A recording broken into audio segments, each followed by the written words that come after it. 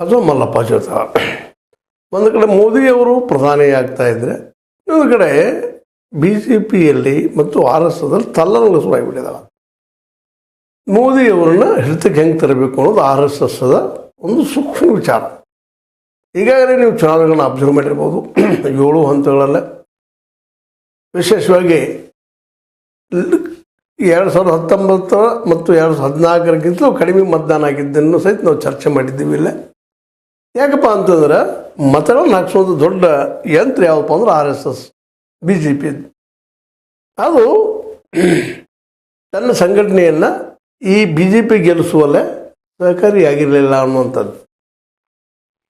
ಜೊತೆಗೆ J P Nadda ಅವರು ಹೇಳಿದರು ಒಂದು ಕಡೆ, ಅಧ್ಯಕ್ಷರು, ಏನಪ್ಪ ಅಂದ್ರೆ ಆರ್ ಎಸ್ ಎಸ್ ನಮ್ಮ ಕೈ ತಂದಿದ್ದೇನೋ ಸರಿ, ಆದರೆ ಸದಾ ಅವ್ರು ಕೇಳ್ಕೊಂಡು ಹೋಗೋದ್ರಲ್ಲಿ ಏನದಂತೇಳಿ ನಮಗೂ ಮತ್ತು ಬಿ ಜೆ ಪಿಗೂ ಅಂತರದನ್ನು ಅಂತ ಮಾತಾಡಿದರು.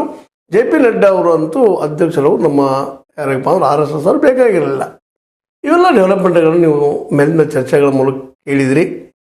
ಮತ್ತು ಆ ಹಿನ್ನೆಲೆಯಲ್ಲಿ ಇವತ್ತು ಒಂದಿಷ್ಟು ಕರ್ನಾಟಕದ ಬಗ್ಗೆ, ಅದೇ ಕಾಲಕ್ಕೆ ರಾಷ್ಟ್ರ ಮಟ್ಟದಲ್ಲೂ ಸಹಿತ ಒಂದಿಷ್ಟು ಬಿ ಜೆ ಪಿ ಬಗ್ಗೆ ಮಾತಾಡಬೇಕಾಗಿದೆ. ಕರ್ನಾಟಕದಲ್ಲಿ ಏನು ಮಾತಾಡೋದು ಅಂತಂದ್ರೆ, ನಿಮ್ಗೆ ಬಿ ಎಲ್ ಸಂತೋಷ್ ಅವ್ರ ಬಣ, ಅದು ಬಿ ಎಲ್ ಸಂತೋಷ್ ಅವ್ರ ಹೆಸರು ನಿಮಗೆ ಗೊತ್ತದ. ನಮ್ಮ ಮೋದಿಯವರ ಮಾನಸಿಕವಾಗಿ ಯಡಿಯೂರಪ್ಪರ ಎದುರು ಎತ್ತಿಕಟ್ಟಿದಂಥ ವ್ಯಕ್ತಿ ಬಿ ಎಲ್ ಸಂತೋಷ್ ಅವರು. ಯಾಕೆಂದರೆ ಬಿ ಎಲ್ ಸಂತೋಷರಿಗೆ ಮತ್ತು ನಮ್ಮ ದಿವಂಗತ ಅನಂತ್ ಕುಮಾರ್ ಅವರಿಗೆ ಬಹಳ ಮಿತ್ರತ್ವ ಆಗಿನಿಂದಲೂ ಒಂದು ಒಳಗಿನೊಳಗೆ ಶೀತಲ ಸಮರ ನಡೀತಾ ಇತ್ತು ಯಡಿಯೂರಪ್ಪ ಮತ್ತು ಈ ಬಿ ಎಲ್ ಸಂತೋಷ್ ನೋಡೋಕ್ಕೆ.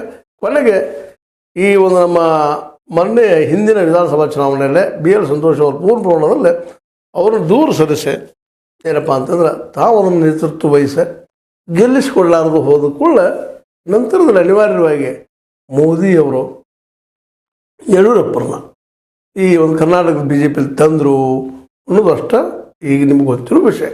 ಇವು ಅಲ್ಲಿ ವಿರೋಧ ಇತ್ತು. ಸಾಕಷ್ಟು ನೀವು ಕೇಳಿದಿರಿ.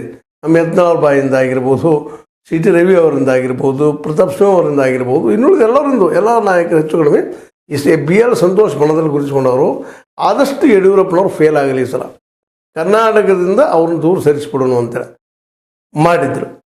ಬಯಸಿದ್ರು. ಯಾಕಂದ್ರೆ ವಿಜಯೇಂದ್ರಗ ಅಧ್ಯಕ್ಷ ಸ್ಥಾನ, ಇನ್ನೊಬ್ಬ ಮಗನಿಗೆ MP ಸ್ಥಾನ, ತಾವು ಅಂತ ಅದರ ಹಿರಿಯರು, ಇಡೀ ಒಂದು ಕುಟುಂಬಕ್ಕೆ B J P, Karnataka B J P ಇವರು ಇವ್ರಿಗೆ ಯಾರಿಗೂ ಬಿಡಾಗಿತ್ತು.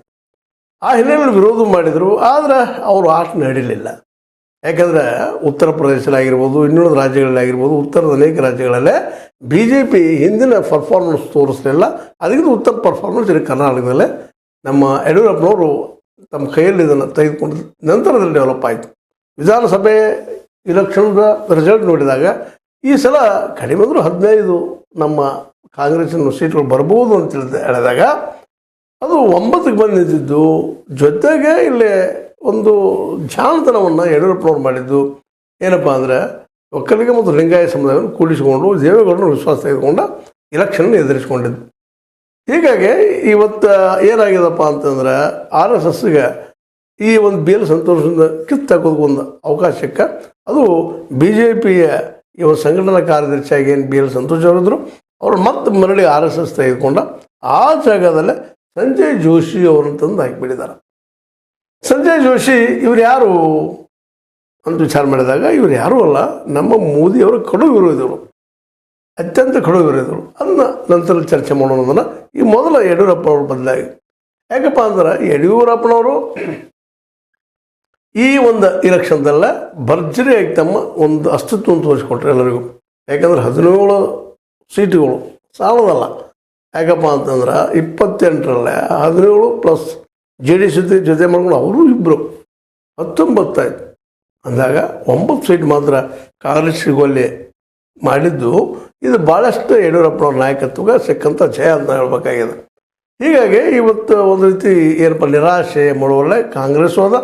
ಜೊತೆಗೆ ಈ ಬಿ ಜೆ ಪಿ ಅದರಲ್ಲೂ ನಮ್ಮ ಮೋದಿಯವರು ಪ್ರಧಾನಿ ಆಗುವುದರಲ್ಲೇ ಈ ಸಲದ ಒಂದು ಚುನಾವಣೆಯಲ್ಲಿ ಕರ್ನಾಟಕದಿಂದ ದೊಡ್ಡ ಕೊಡುಗೆಯನ್ನು ಕೊಟ್ಟಂಗಾಗಿದೆ. ಯಾಕಂದ್ರೆ ಉತ್ತರ ಪ್ರದೇಶ ರಿಸಲ್ಟ್ ನೋಡಿದಾಗ